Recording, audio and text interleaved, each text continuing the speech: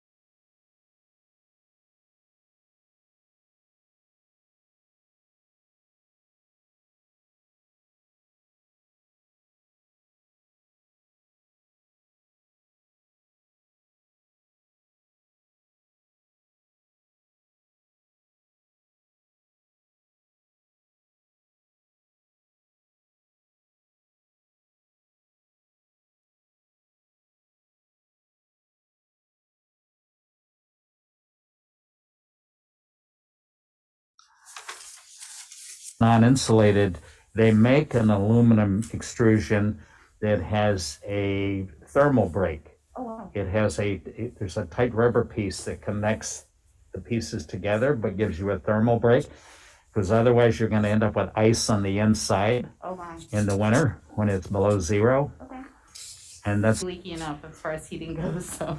and you want mullions would be as small as possible. Abby, this is Martha. I have some problems with the size of these windows. It really changes the look of the building from what we have learned to love here over the last 40 years than the windows that exist. And as you pointed out, the makes a lot of difference to me. Well, with all due It's in showing that the it's in our windows packets. historically were the same is the only difference. Yeah, on older, historic, like early 20th century storefront building. Sorry. That's all right. You go ahead. Well, what I was going to say, during the day, we could probably match that color with things about Charlie's is that we kind of pride ourselves. So, love to get suggestions on how maybe we could do this in a way that goes with your aesthetic. When the windows were larger? Yep, I'll share that. Okay, great. Were those larger windows original when the building was built? When was the building built? Do you remember? We have a fire map on the wall that's dated 1861. Yeah, I didn't check that. I suspect so too. I think These are the windows, the size of the original windows, or at least a later version, because it's pretty standard size for downtown buildings. Right. I'm not concerned about the restoring the opening. I'm very concerned about the size of the muttons and mullions, so that you're dividing this. What this picture shows, the single pane of glass, glass into 8 sections. And I understand the garage door concept, but this really looks like a garage door.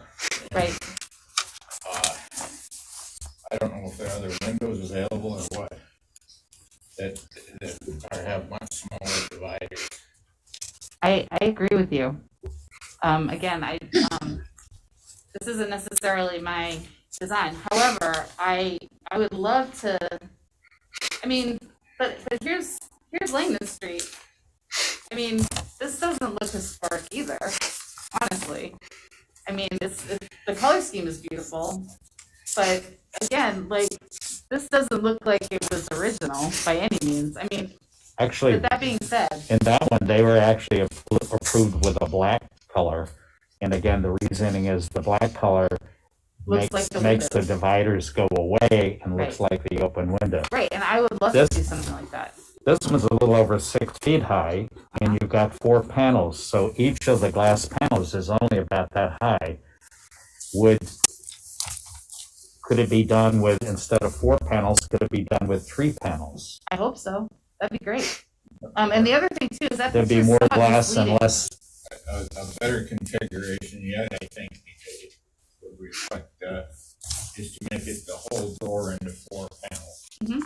So that, and I don't know the availability of that. Right.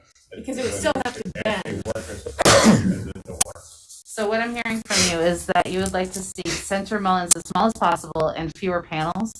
The other thing too is that our picture, unfortunately, is not black like this one.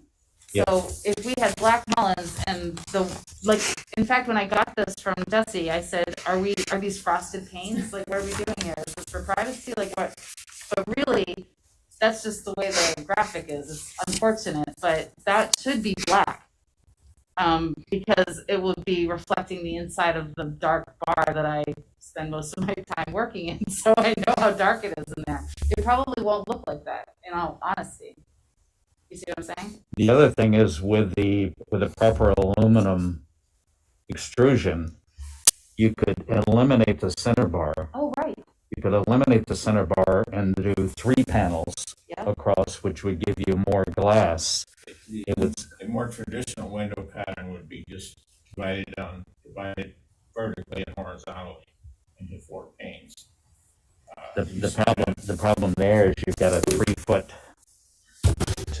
for a garage door to open, you've got a 3-foot piece of glass, which is big, trying to fold it inside. It won't run on the track very What if well. we did something like this? Or you could do double hungs, but they would be pretty hefty, so you could open half of like the lower half of the window or the upper half. Right.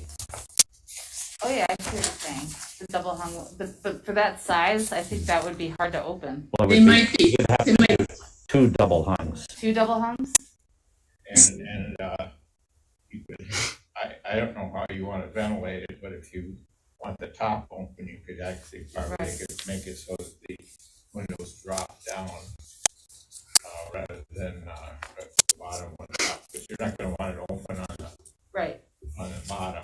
I mean, the windows that are there are, I suppose, Right, but very why can't we do practical for something like bar. this? This has already been approved. For a different building. Right, but it's still a Maintain, historic well, that building. one's maintaining an existing opening. it's black. In that particular location, it's a little different location than it is No, on I Main understand that, Street. of course. Can I say something real quick? Sure. Just a thought. Because the garage doors only open the one direction, right? Right. Just going back to Eric's idea about the double hungs. You know, if the window's going down this low, even with your awning, you're going to get splashed back up from the sidewalk. Sure. So if it's double hung when it's raining and you can open from the top down, True. you're going to get more of that ventilation without having to worry about the water coming in Right. on those super rainy days. We do have an awning over the top. You have one, you have an awning, but I'm not sure if that's going to protect you as much from the splash up from the sidewalk. I don't know, just a thought. No, that's an interesting thought, and I just don't understand how this is different. Is all, I guess. Well, two double hungs basically get rid of the horizontal bars, two of the horizontal bars. So you have a center divider and then 4 panes of glass. Sure. I think. And then again, you can open the bottom up or the top down, either one. I think the aesthetic would be to have it all open. I think that's sort of what we're going for, much like this building. And also the positive high windows open very, very wide. And also ceiling to floor, just about. And also, didn't Julio's do something similar? On the side? There's her sliders that go side to Right, but they're side. just as large. And they are tall and narrow. They're 3 panes, and then they all open to one side, so that 2/3 of it's open, but 1/3 of it has the 3 sash. Okay. One other thing I was thinking of is, what about French doors? Would that be more aesthetically pleasing? Like a casement window. No, but like, yes, like something that opens out, much like they do in New Orleans. I'd have to run that by DPW because they're going out into the sidewalk. Well, they'd be secured open, like they wouldn't be like flopping around. The I'm problem- just asking. the I mean, problem- I don't even know if Jesse would go for that, but Well, I'm the just- problem there is that if you Yeah. divide this window in half and have this swing out, Yep, it swings into the doorway sure. going into the front. Okay.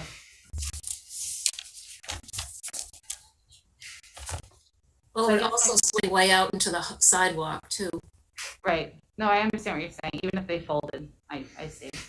Okay. Well, I just want to be able to go back to Jesse with recommendations, and I don't really know how this process works, obviously. So.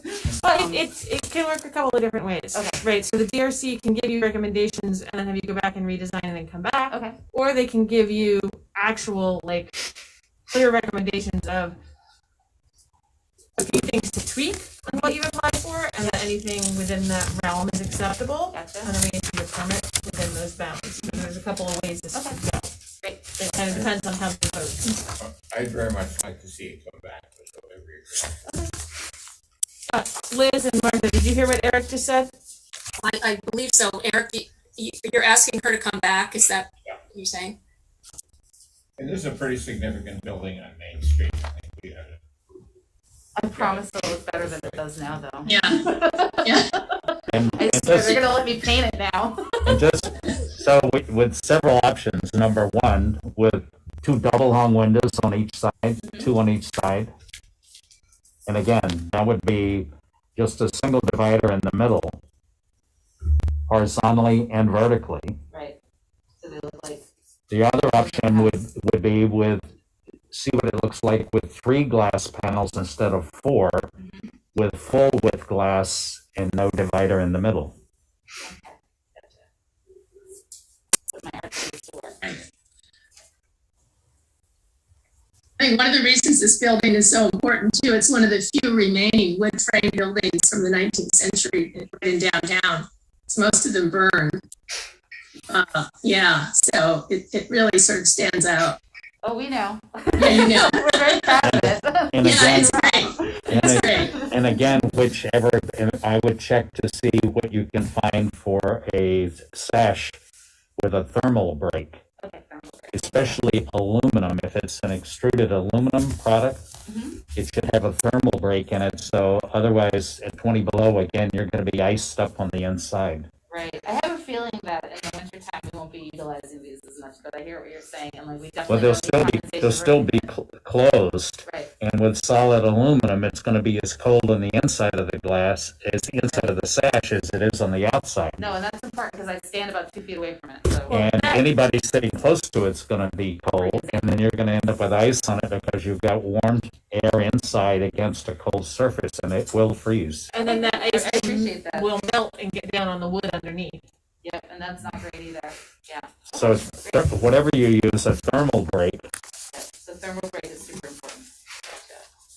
and insulated glass, I think and then it's again, insulated either glass. 2 double hungs on either side, Yeah. or a 3-panel window instead of a 4, Okay. with no vertical divider in the middle. No vertical slider. And draw those up, see what they look like. Gotcha. All right. Anything else you want to hear from me? I have one little thing I want to say to you all. Okay, And that is thank you so much for letting us have the outside space. It's really been a game changer, and it's kept us afloat, and it's brought us new people that love us, and we really appreciate you a lot. I good. didn't say that at the beginning, but I was nervous. I appreciate Charlie O's. I don't go in there much anymore, but I had my first drink in Montpelier. I'm from the Midwest, and it was the only place in town that looked like a bar. A dive bar. I love that. That was in 1975. Oh, wow. Job interview. And my mother had her 80th birthday there. That's amazing. In the window. Very cool. Okay, thank you. Thank you. So you'll come back to the the, my kids' game. yes, to the next meeting. Still Thank you. going on. Thanks a lot. So just send me tweaks before the next meeting, which will be in 2 weeks. So try and get that to us like the week before. Okay, yeah. Thank you. Thank you.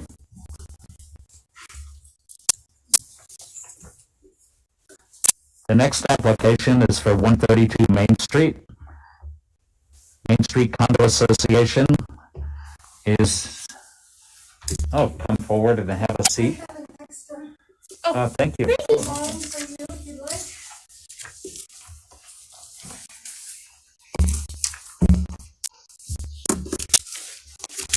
And describe your project, please. All right, good evening. My name is Bonnie Collins, and I'm here today on behalf of Vermont Program for Quality in Healthcare, otherwise known as VPQHC, and the 134 Main Street Condo Association. And what we are here, or what we would like to do, is there is a small 25-foot section of picket fence, the back of our parking lot. And it is in very bad disrepair.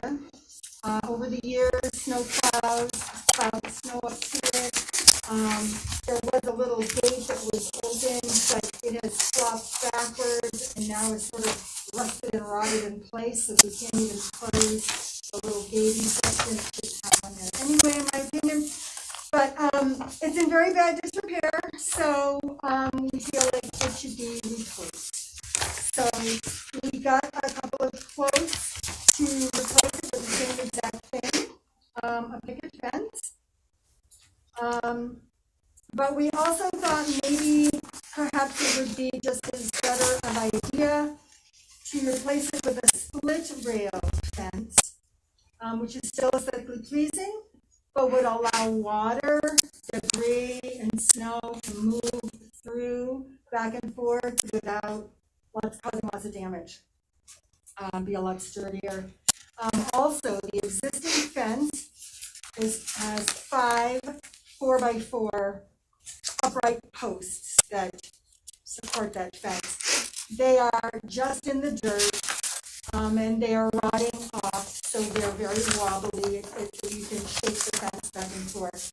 Our proposal, or our little contractor handyman proposed that he would remove the 5 existing posts, put back 4, because it'll be a little longer span, and actually dig out the hole 2 feet down, about 18 inches around, and secure those posts with some cement. So they'd be at least 24 inches of cement. And I did include a picture of sort of the side view of it comes in the glass there. So basically, it's not changing much. We just want to, have that fenced area be a lot better looking from the street. It looks very bad. Also, we do have a couple of counselors that are in our building. They have children that come for counseling. It's kind of a danger to have that in the back of the parking lot open, I think. Just kind of invites people to wander over there to see that opening. I don't know. So that's what we would like to do.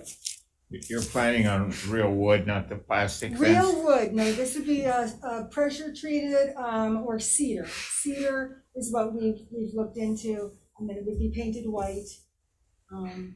The other thing you could probably do, I think these fences, it's pretty easy to take the rails out. You could just slide them a little bit because they're sort of wedge shaped on the end. Mhm. You could, in the winter, you could actually take down a section of the fence so your snowplow guy could plow snow into, Yeah, you could. into the river. Yep, that would be a good idea. And that would, Now, I have a question regarding code with kids in the lot coming and going in the building. Are you required to have a smaller opening between the components of the fence?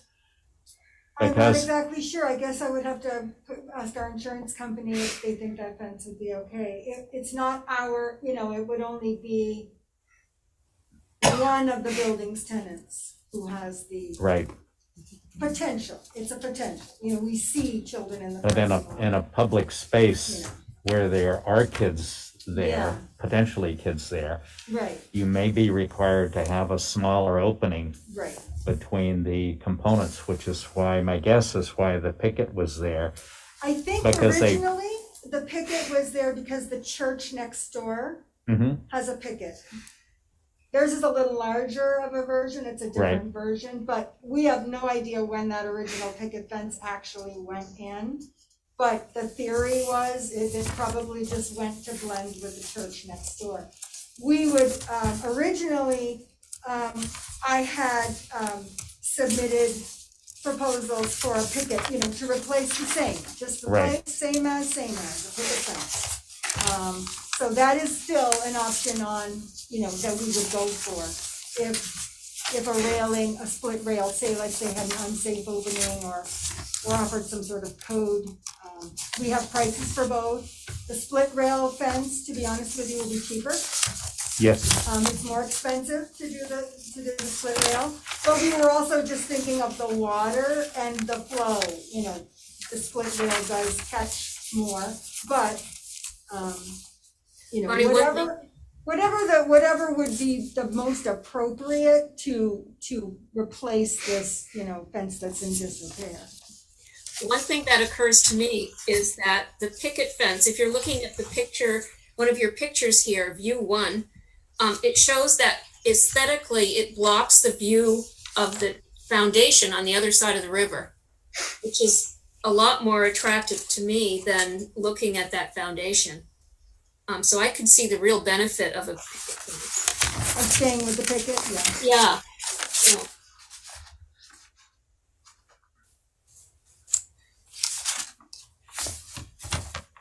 I don't think the split rail is not going to give you that same blocking. Gosh. I think the picket fence would definitely be safer for cars, Right, people and kids. Mhm. The temptation to crawl down to the river is probably there. right, yeah.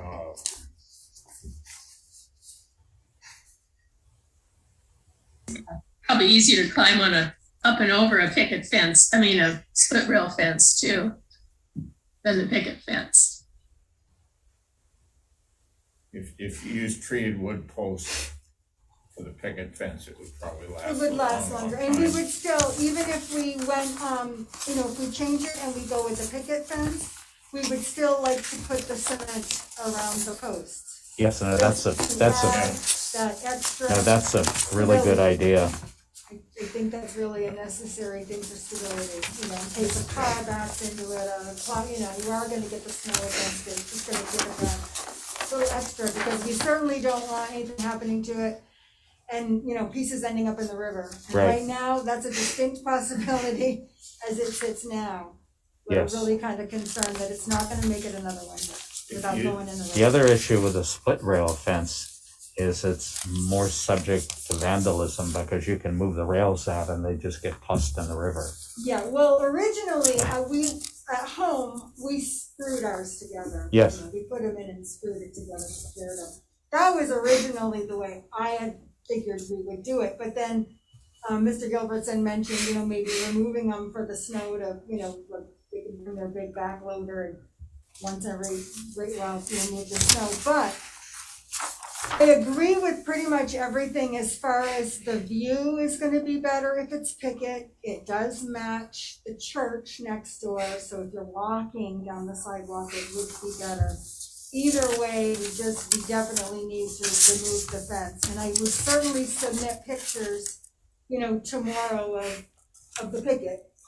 But it would be the same exact, it's gonna be 4 feet high, 25 feet long.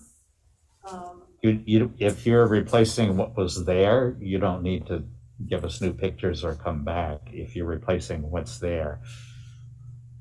I think historically, the picket is probably more correct for in-town Yeah, applications.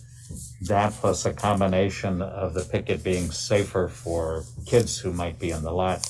Because as Eric said, the first temptation is they're gonna climb right over that split rail. well, the one picture that you see, like the opening, like you see an actual opening, I mean, that's what sort of sparked the debate of we need to do something with that fence, because, you know, one little kid came running out and, made a beeline. You know, I happened to be out in the parking lot, but, you know, he made a beeline and hey, and his mother caught him and hey, and then I said that's it, the condo association, we have to do something about the fence. Yeah, I tried to close it, and you just couldn't. If I tried pulling that piece back over to try to shut that little gate, it's so rusted and rotted, the hinges, Yeah. that it literally started to fall apart in my hands, and I Yes. went, oh, the whole thing's gonna go wrong. Well, what you can do is you can still put a gate in there for access, or you could put a double gate in there for access with a latch on the far side On the so far that side. kids can't see it or reach it. Yep, That way you could do a double, so if they're removing snow, they could swing it in, push snow and then swing it back Yeah. out. yep, and I keep mean- that hidden from anybody else can see it. Yeah, That's an option yep, as well. I like the picket fence better, but would accept the other one as well. I think for practical reasons and safety reasons. The I think picket it's a lot fence. better. yeah. And that would be basically replacing exactly what's. So again, you would just be putting back what's. We're gonna be the- putting back there. exactly what's there, the only difference is we're adding the cement. Yes, We would be adding cement to those posts. no, that's fine. So just a little reminder, these forms, they're, the way I've sort of pre-filled out some sections, it's suggestions, right? So if you disagree with something that I said was Okay. not applicable, or I didn't say something was not applicable and you want it to be not applicable, you can tweak that. I just tried to do Nope. save you a little time here and there. Okay, thank you. We can go through the criteria which apply to all projects. Okay, Number one, exterior design and materials of new construction or alterations of existing buildings shall be consistent and compatible with the characteristics of the existing building or other properties in the district. The picket fence that's there, you're just replacing basically what was there with new materials and anchoring it better into the ground. That's acceptable. Existing buildings shall be recognized as a physical record of their time, place, and use, including the fence. Acceptable.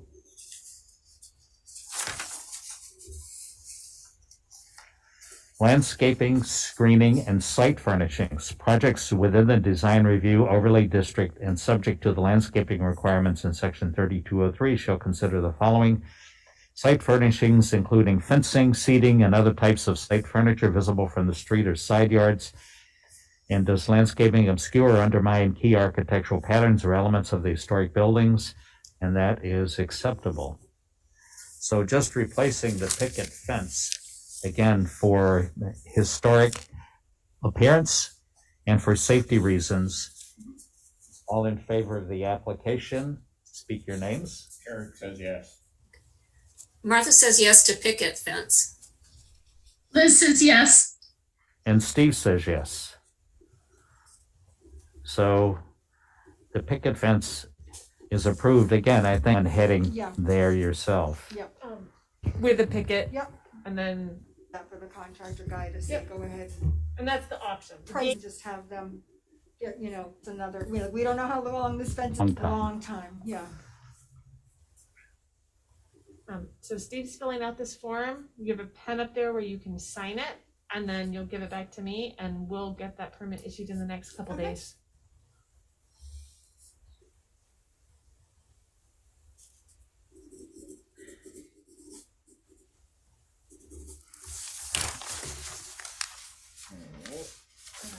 Want me to bring it to you, or you want me here? Either way.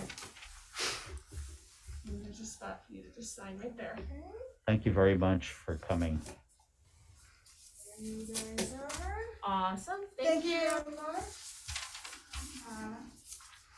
Thank you very much to the rest of the committee for hearing me this evening. Have a nice evening. Thank you and good luck with your too. project. Thank you very much.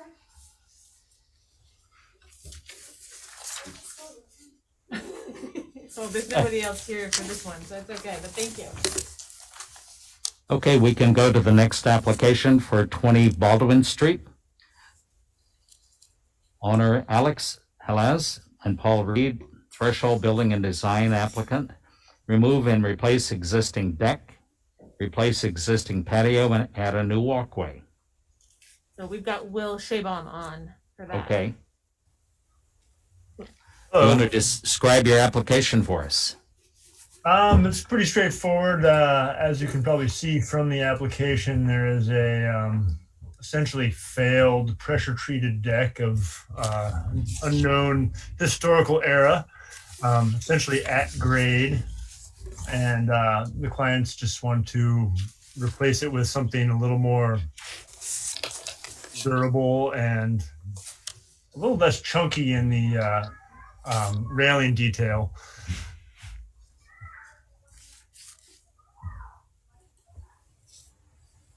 That's pretty much it. Will it be essentially the same footprint? Yep. And where does the new walkway go? It's so if you look at the pictures of the it goes sort of to the west of the deck, I would say. So if you're looking on the pictures of the existing, it is this is kind of along the side of the deck. Okay. Yeah. So it's at the back of the house then? Yeah. Uh-huh. You really can't see this deck from anywhere other than the actual yard. Mhm. It backs up all to the woods of the Redstone campus there.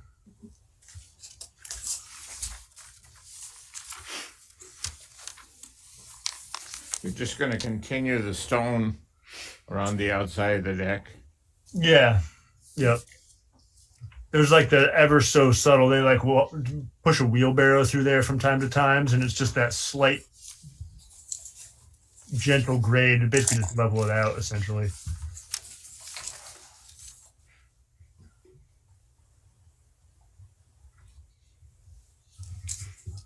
I've got it up on the big screen too, Eric. So there's the new walkway, and there's a little bit of the extended patio here, so that it matches up with the walkway. Is that right, Will? Yep. I'm good with this. I'm good with it too. Yes, I am too. Okay, I'll run through the criteria for this one. For structures, character defining features, finishes, and construction techniques or examples of craftsmanship that characterize the historic building shall be preserved. Deteriorated character defining features to be repaired rather than replaced if possible. Where the deterioration requires replacement, the new features shall be replaced in kind or in a similar fashion at that location. No treatments would cause damage to historic materials, so that's acceptable. Existing buildings shall be recognized as a physical record of their time, place, and use. Any new development shall be differentiated from the old, but shall respect and be compatible with the massing, size, scale, architectural features, detailing, and overall character of the primary historic building and nearby historic properties. That's acceptable. Architectural features, including but not limited to cornices, windows, shutters, fan lights, entablature, trim, other forms of molding or character defining detailing prevailing on the existing building should be considered in the alteration. That's acceptable. This deck is not impinging or contrasting with any of that. Landscaping, screening, and site furnishings. Site furnishings including fencing, seating, other types of site furniture visible from the street or side yards. And does any landscaping obscure or undermine key architectural patterns? And for historic structures, existing historic and contributing resources such as street trees, fences, gates, walls, steps, gazebos, walkways, front and side yard patterns shall be retained or restored when impacted by the alteration of a building. Walls and fences shall be compatible with the site and the building in scale, traditional materials, and design that reflect the period of the building and are compatible with surrounding context. Acceptable. And porches and stairs. Location of porches, ramps, stairs shall be placed in a manner that does not impact or undermine the original and significant ornamentation or detailing of the existing building. Stairs, ramps, and porches shall employ suitable detailing to connect and be compatible with the historic and imported design features of the existing building and new construction. Stairs and ramps shall be designed in a manner with details and materials that provide the most sensitive and compatible structure that fits the building design and layout. Acceptable. All in favor of the application, speak your names. Eric, Martha? Liz? And Steve. Application is approved. Thank you. So Will, I'll be emailing a copy of the recommendation form, and if we can just Okay. get an acknowledgement back, whether that's a signed copy of it or just an email saying that you've received it. Okay. But that's not gonna hold up the permit issuance, because there's no recommendations on here. Okay. Perfect. Awesome. All right. Thank you. Have a Thank you good very night. much for coming to the committee, and good luck with your project. Thank you. Have a good one. Thank you. Bye. And the last application is for 79 Main Street, Heaney Family LLC, demolition of 2 rooftop chimneys. Is someone here? I'm here. Hi, Tim. Hey, Steve. Go ahead and describe your chimney removal. My dilemma. Oh my God. So we have, I hope you've seen the photos. I'm sure you know the building, but the 2 chimneys on the front of 79 through 83 Main, in their day, I'm sure went further down in the building and performed a function. At some point a very long time ago, someone chopped them off and left them sitting on 8x8 beams in the attic. And unfortunately, they've deteriorated tremendously over the recent years, to the point where we're trying to figure out what to do with them. They're a tremendous amount of dead weight up there. And the parts above the roof, now the mortars failed, and they're dangerous. The one on the right side toward the Blanchard block, it's hard to tell from these views, but if you go up in the top apartment in the block and look over, that chimney has definitely shifted back just with the pressure of the wind coming down State Street over the years. And that's really the one that scares me the most, that it's just going to fall at some point. So as you can see from the photos, it's resting on the attic floor. The base is really deteriorated, because apparently water was coming down through them until the caps were put on. The other interesting aspect of this issue is these chimneys are actually, the brickwork is integral with the front facade of the building up there. So that outside wall of the chimney is actually part of that front wall that you see from the outside. So I guess we view this as a multi-phase project. This would be phase one, basically just motivated by safety issues, is getting them down so that they won't fall and kill someone. And then figuring out what's a reasonable way to restore these features. They're strictly aesthetic at this point. They have no function for the building. And with the weight issues that go with the current construction, they're imposing a lot of weight on an old structure unnecessarily. I know they look from those photos, or if you're looking at the street, they don't look that large. But when you're up beside them, they're really big. I think the engineer mentioned roughly 5 pounds of brick for each brick in those. They just weigh thousands of pounds a piece. So that's what we're looking at, is basically just removing them now for safety, working out a redesign and how we can reconstruct something that will look historically right and hopefully remove a lot of weight and burden from the building. And the answers to that latter part of the project I don't have yet. Tim, I have a question that's totally irrelevant first. What's the origin of the wheel in the bottom photographs? Oh man, you are easily distracted, Eric. That's great. There used to be a bookbindery in the attic of that building, and that's one of the remaining wheels from, there was big wheels with gears up on in the structure. It wouldn't surprise me if it was a bull wheel for a hoisting mechanism of some kind. I agree. But yeah, this looks like a rough situation. You're going to have to take those down. Mm-hmm. But I can make a suggestion that the Grafton Inn down in Grafton, they put up, had a similar situation with chimneys, except they wanted to put in a cell tower. And Grafton is pretty particular about what goes on with their buildings, the Wyndham Foundation. They worked with architect Tom Keefe, and they had a fiberglass chimney made.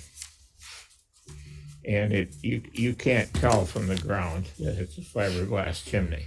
Really? I can maybe get you some more information on that if you want. That would be interesting, because something certainly lighter weight would be good, but it also needs to be incredibly durable up there, because the winds are more than one might guess coming down State Street when they hit that building head on. Whatever's up there. Bring them up inside, of course, with steel or whatever, but right. Yeah. Save the metal pieces on the front. Yeah. Tim, I totally understand your situation. I was going to make a joke that you could use Z-brick, but that's not really that funny. It's not, and I actually had a contractor propose it too, but no way. We're not going there. No way. Yeah, these are definitely a character-defining feature for this style of building. Yeah, they're actually really attractive. Mm-hmm. Yeah. Yeah, but I totally understand. I can find out some more stuff on the fiberglass. Yeah. That would be helpful. The Mary Fletcher building, the original hospital up in Burlington, they rebuilt chimneys on that structure too. I mean, it's like a Victorian house, but it has quite a few elaborate chimneys that had been removed, and I know they put them back. And I think they are brick, but maybe I could try to find out a little bit about that if you wanted to know another option. Yes, thanks. I think really what we're thinking right now is if we can, because they will come down piece by piece, it's the only way to do it, is to try to save as many of the bricks as we can as they come down and warehouse until we're ready to reconstruct. And because these chimneys are multiple layers of brick thick, possibly if we can use the new brick, at least as a facade layer, is that the right term? An exterior on the new structures, it would have the same look. But not all the weight of all those layers of brick I worry about the structure underneath of putting the bricks back. Okay. Uh, who knows what it goes, all that weight goes down through. Well, you can see from the pictures in the attic right now, it's they're just right in the middle of it. But I don't know. I mean, part of the design, we had engineering ventures involved to help me on the design a little. And clearly, even the base within the attic, if we can reconstruct that with a different material inside that wouldn't be visible, but it would provide support. So that might be a steel structure, is what they were thinking. Then to build up on that, but that would remove even just the bricks within the attic, if they weren't there, could remove a lot of weight. I know these chimneys often angled, and you can see in one of the photographs that a pattern in the wall there where it looks like creosote leaking through it. That they went down to the center of the rooms on the first floor through an angle. Mm-hmm. Yeah. It's a fascinating old attic up there, but yeah, it'd be nice to, I've always thought someday to finish it, but we won't be able to do that without an elevator, I don't think. So that's a way down the road project. But anyway, so I guess it's really phase one is just to remove them for safety reasons, and then to come back to you with more plans as we resolve how to do this. So it's, if it's a safety issue, you could certainly remove the existing chimneys and then explore the options for replacing materials that have the same appearance, since they're non-functional. And as long as they have the same appearance as the existing chimneys, then you could come back with some options for replacing that. Okay. Again, if there's a safety issue, if bricks are getting ready to fall on people, I mean, that's something you've got to deal with pretty quickly. It is. Right. Anytime timber is holding up masonry, it's not a good situation, because wood tends to deflect over time, particularly if it's overloaded. I agree. So you do want to explore some more options as far as the possible replacement of them with a different material? Yeah, I think I'm open to any reasonable option that's going to look good and hold up well. It needs to be durable. Yes. So he would be coming back with a fresh application Yes. for that. Yeah. To get him in here for the demolition once we have the documentation. Yes. I will try to get hold of the person who did the chimneys down in Grafton and give you that contact information, Tim. Thank you. So we can approve the demolition of them based on a safety issue. And again, I can go through the criteria for that. And again, this has to do with a safety issue with the existing chimneys starting to disintegrate. And again, feel free to say some of these aren't applicable if you need to, because we don't really have a lot of demo criteria. I think it's important to put in the comments, Steve, that this is a safety issue, that these are character defining features on the building. Yes. So, just so it's really clear. It's not, and I don't think we can make any requirement that you put them back, but I certainly would make that a suggestion. Based on the character, they talk about character defining features, finishes, construction techniques, shall be preserved when possible, but obviously this can't be. I mean, it's beyond preserving. Deteriorated features shall be repaired rather than replaced. Again, you're going to have to take this one down and do something in its place. Severity of deterioration requires replacement of a character defining feature. The new features shall be replaced in kind, and again, in kind with appearance. Don't put the in kind in there, because that means it's even up. Okay, I'll just say acceptable demolition required due to safety issues.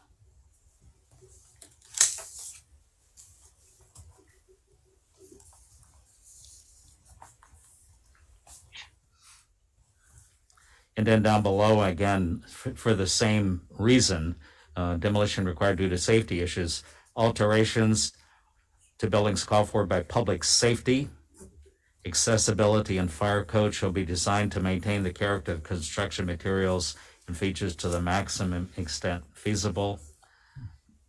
And I would suggest that you save the materials. So when they go to matching and have your contractor take some good photographs so they can find the exact pattern. And then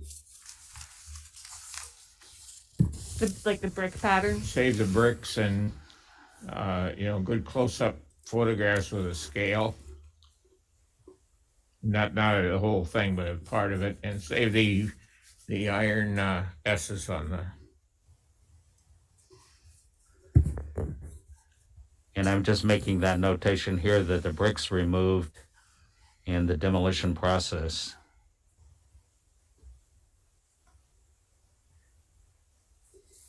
Will be saved.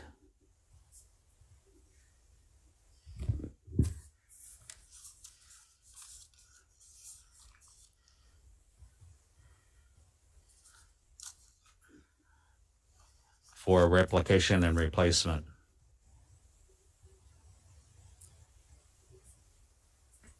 I mean, some of those bricks maybe, could be reused, it seems to me, but Yeah, I think so. yeah. Okay, so basically this is an approval for the demolition of the existing chimneys due to safety issues, and then he will come back with an application for replacing. All in favor of the demolition as required, speak your names. Eric, Martha, yes. Liz, yes. And Steve, in favor of.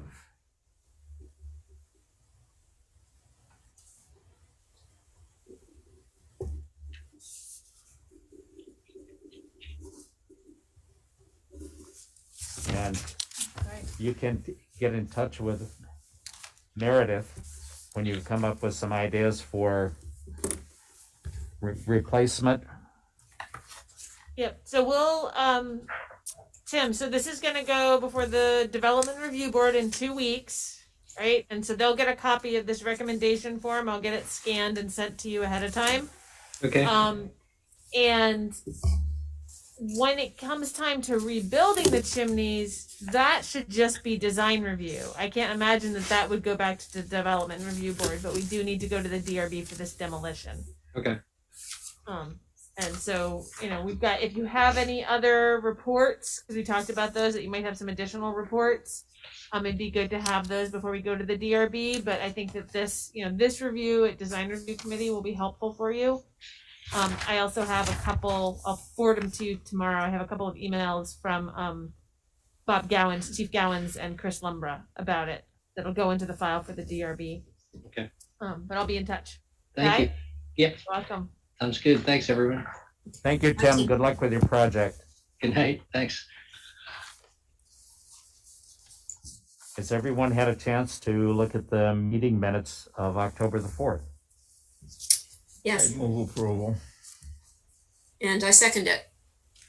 All in favor of approving the minutes from October the 4th, speak your names. Eric, Martha, Steve? And did Liz? Liz, you were on mute. Did you approve the minutes? I think I was at that meeting, was I?